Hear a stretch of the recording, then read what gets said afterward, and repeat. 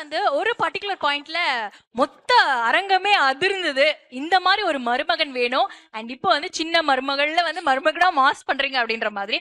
And யோசிச்சிங்களா தமிழ்நாட்டோட ஒரு மாசான மருமகனா இருக்கீங்க அப்படின்னு? இப்படி இருப்போம் அப்படின்னு. இல்ல நான் அப்படிலாம் எதிர்பார்க்கல. நம்ம அவங்க வீட்ல கரெக்ட்டா போய் உட்கார்ந்தா போதும் அப்படின்றது மட்டும்தான். நம்ம வேலைய நம்ம கரெக்ட்டா பண்ணோம்னா, அது ஆட்டோமேட்டிக்கா போய் சேர்ந்துரும்ன்ற நம்பிக்கை மட்டும் தான் இருந்துச்சு. அண்ட் கண்டிப்பா இதோட நம்ம வந்து இந்த லைக் ஒரு ஒன் ஆன் ஒன் செஷன் மாதிரி நம்ம போகலாம். பிகாஸ் நிறைய ஸ்ட்ரகிள்ஸ் நீங்க ஃபேஸ் பண்ணி வந்திருக்கீங்க அப்படின்னு எங்களுக்கு தெரியும். இன்னும் எவ்வளோ எவ்வளோ நீங்க வந்துட்டு மேலே போகணும் அப்படின்னு நாங்க ஆசைப்படுறோம் அப்படின்றது எங்களுக்கு தெரியும். ஸோ எங்களுடைய ஃபர்ஸ்ட் கொஸ்டின் ஆக்சுவலாக ஃபர்ஸ்ட் நான் வந்து இந்த லைக் ஒரு ஏவி பார்க்கும்போதே எனக்கு தெரிஞ்சது அந்த ஒரு ஃபர்ஸ்ட் ஷாட் அப்படின்னு இருக்கும்ல, உங்களுக்குள்ளேயே ஒரு நவீன் ஒரு ஆக்டர்ப்பா எனக்கு வந்து ஆசைப்பா அப்படின்னு சொல்லிட்டு அந்த ஒரு ஃபர்ஸ்ட் ஃப்ரேம் உங்களுக்கு வைக்கும் போது எப்படி இருந்தது? ரொம்ப நர்வஸா இருந்தது.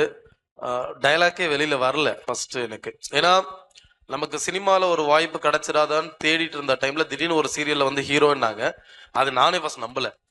ஏன்னா நான் சீரியல்ல ஒரு கேரக்டர் கிடைச்சா போதுமான்னு தான் நான் ஆடிஷனே போயிருந்தேன். அப்ப திடீர்னு அந்த சீரியல்ல ஹீரோவா செலக்ட் ஆனது நானே நம்பல. ஸோ அப்படிதான்.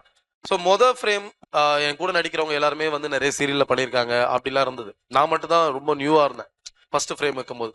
அப்போ கொஞ்சம் ரொம்ப நர்வஸ் இருந்தது. அதுக்கப்புறம் போக போக அப்படியே ஒரு ஃப்ளோல அப்படியே போயாச்சு அவ்வளவுதான்.